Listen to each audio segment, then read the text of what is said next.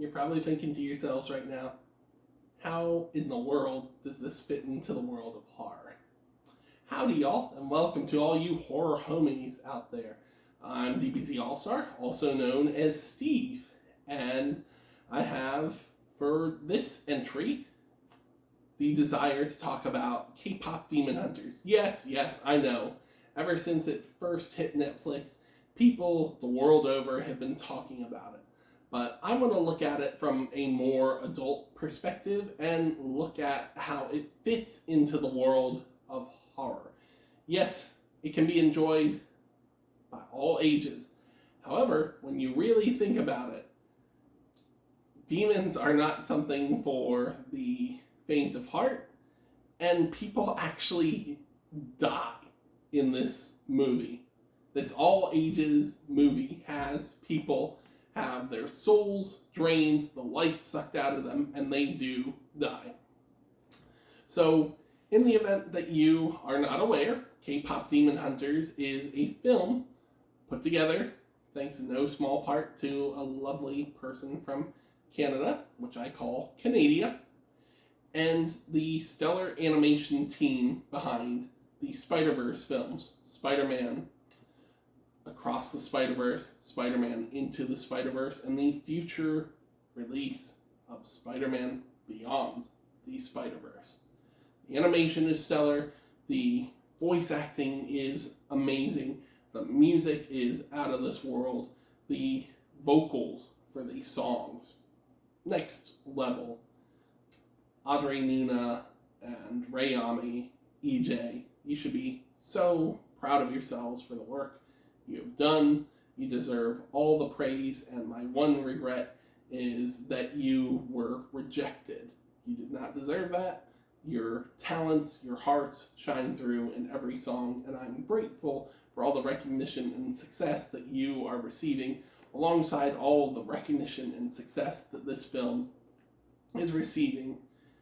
So this film is about three women, Rumi, Mira, and Zoe, who are K-pop stars that also fight demons. Demons who seek to drain souls to present to their leader, who will become more powerful and overtake not only Korea, but possibly the world.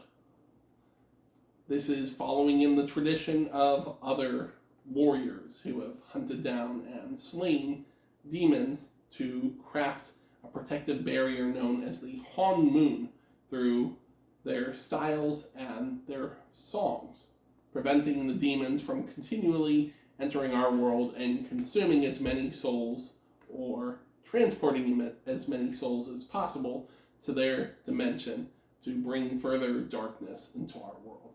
That sounds like a pretty horrific element to me, and classifies this film in my book as not only an all ages film, but a horror film. And this is my list, so that's how it's done. When the Han Moon is possibly on the precipice of being completed, the area that these women are protecting could be safe for all time. The demons put together a plan to combat K-pop with K-pop. Enter the Saja Boys, led by Jinu, who brainwash fans of Huntrix, which is what these three women go by in their K-pop group, managed by the always stellar Ken Jeong, who is their manager, Bobby.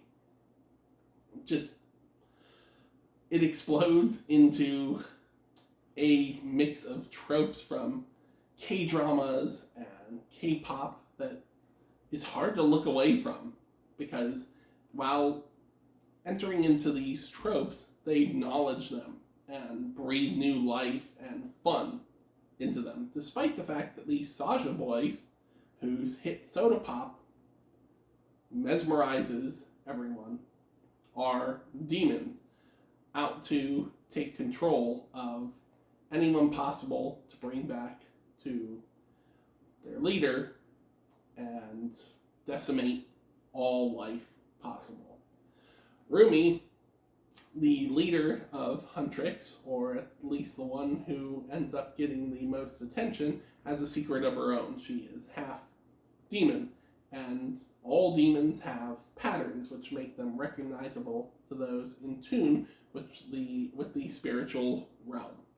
She finds herself lost in Jinu's glance due to the fact that he was once human, became demon, and can kind of understand her situation. She must choose between vengeance against the demons who cost her family and are decimating the world they live in, or finding a softer and more hopeful path.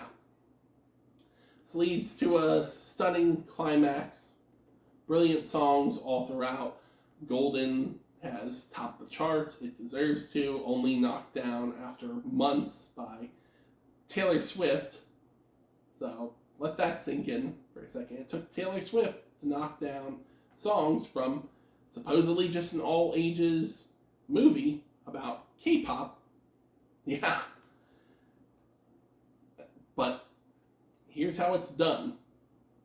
You craft a stunning plot. You add some horror elements, because those captured by the demons, they're gone. Their souls have been ripped out. Their bodies aren't shown on screen, but you know they're gone.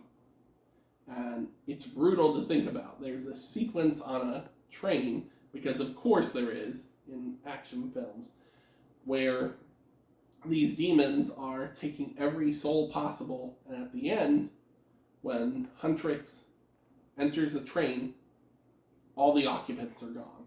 They're dead. They're just gone. And in the climax, instead of facing down evil with vengeance, Rumi decides her own path. She gathers her friends, who are her true family, and for now, they end up triumphing with a beautiful ballad, What It Sounds Like, that reveals the inner feelings of doubt being able to be pushed away through renewed hope and love of oneself. It's really a message that we can all take to heart and live the lives that we feel we need to live, and be the kind of people we need to be, instead of any one group claiming that as a message, as some groups have tried to. We just all need to undertake that lesson ourselves and push forward to be the people we want to be, and be unashamed. If we're not causing harm to anyone, why should we feel shame? And that's the lesson this film teaches. I think all good horror movies have some sort of lesson that they can teach you, whether it's don't go in the cabin in the woods, don't engage in hedonism. This just teaches you to be yourself and accept yourself.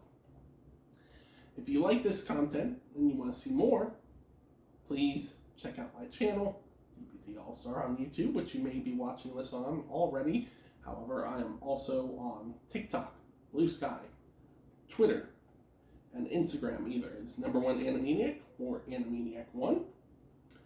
I also am the affirmation administrator for the Omnibuds Cafe on Facebook.